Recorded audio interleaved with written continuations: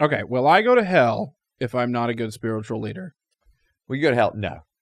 Will I go to hell if I don't have a spiritual leader? No.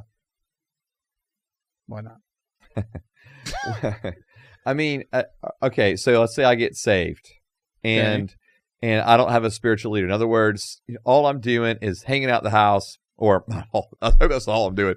But like, my only spiritual part of my life is me reading the Bible, maybe, listening to some podcast or something like that, right? Like, but there's no community, there's no spiritual leader, there's no discipleship happening with somebody else toward you.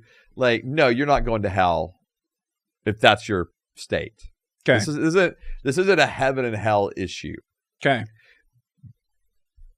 I will say this. It's not a heaven and hell issue for you, but it could be a heaven and hell issue for others. And here's what I mean by that. Okay. That if I don't take my relationship with Christ spiritually and my role as a spiritual leader seriously, that can have negative ramifications on my own children and therefore their children. And that's where it can become a big issue for them. Or your church. Yeah. Okay. Yeah.